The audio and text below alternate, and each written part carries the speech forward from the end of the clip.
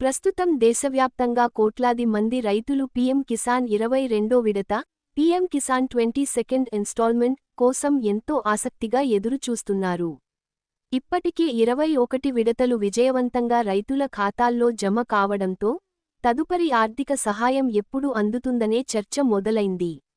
అయితే ఈ క్రమంలో సాగు భూమి లేని కౌలు రైతుల పరిస్థితి ఏంటి? వారికి కూడా ఈ పీఎం కిసాన్ డబ్బులు వచ్చే అవకాశం ఉందా? కేంద్ర ప్రభుత్వం దీనిపై ఎలాంటి నిబంధనలు అమలు చేస్తోంది అనే విషయాలను ఈ కథనంలో వివరంగా తెలుసుకుందాం. భారతదేశంలో వ్యవసాయం చేసే వారిలో సొంత భూమి ఉన్నవారికంటే ఇతరుల భూమిని కౌలుకు తీసుకుని సాగు చేసేవారు, టెనెంట్ ఫార్మర్స్, చాలా ఎక్కువ మంది ఉన్నారు. వీరు విత్తనాలు, ఎరువులు మరియు సాగు ఖర్చుల కోసం పెట్టుబడి పెట్టడానికి తీవ్ర ఇబ్బందులు పడుతుంటారు. అందుకే పీఎం కిసాన్ ప్రయోజనాలను కౌలు రైతులకు కూడా వర్తింపజేయాలని చాలా కాలంగా డిమాండ్ వినిపిస్తోంది. రాబోయే బడ్జెట్లో దీనిపై ఏవైనా మార్పులు ఉంటాయేమోనని అన్నదాతలు ఆశగా ఉన్నారు. ప్రస్తుతం అమలులో ఉన్న పీఎం కిసాన్ సమ్మాన్ నిధి మార్గదర్శకాల ప్రకారం లబ్ధి పొందాలంటే ఈ క్రింది నిబంధనలు తప్పనిసరి. భూమి యాజమాన్యం, సాగు భూమి ఖచ్చితంగా రైతు పేరు మీద రెవెన్యూ రికార్డులలో నమోదై ఉండాలి. రికార్డుల అప్డేట్, పట్టాదారు పాస్బుక్ మరియు ఇతర రెవెన్యూ ఆధారాలు దరఖాస్తుదారు పేరుతో ఉండాలి. కౌలు రైతుల స్థితి, ప్రస్తుతానికి కౌలు రైతులకు లేదా భూమి లేని వ్యవసాయ కూలీలకు ఈ పథకం వర్తించదు.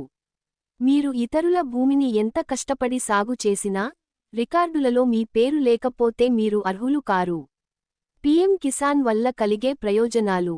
ఈ పథకం ద్వారా లభించే రూ. 2000 ప్రతి 4 నెలలకొకసారి రైతులకు ఎంతో ఊరటనిస్తాయి. పెట్టుబడి సహాయం, విత్తనాలు, పురుగుల మందులు కొనడానికి ఈ నగదు ఉపయోగపడుతుంది. అప్పుల భారం తగ్గుదల, చిన్న మరియు సన్నకారు రైతులకు వడ్డీ వ్యాపారుల దగ్గరకు వెళ్లే అవసరం తగ్గుతుంది.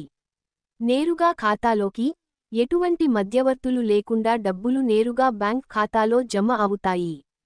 ఒకవేళ మీరు కొత్తగా దరఖాస్తు చేసుకోవాలనుకుంటే లేదా మీ అర్హతను తనిఖీ చేసుకోవాలనుకుంటే ఈ క్రింది వివరాలు సిద్ధంగా ఉంచుకోండి. ఆధార్ కార్డు, బ్యాంక్ ఖాతాతో లింక్ అయి ఉండాలి. భూమి పత్రాలు, పట్టాదారు పాస్బుక్ లేదా రెవెన్యూ రికార్డుల నకలు.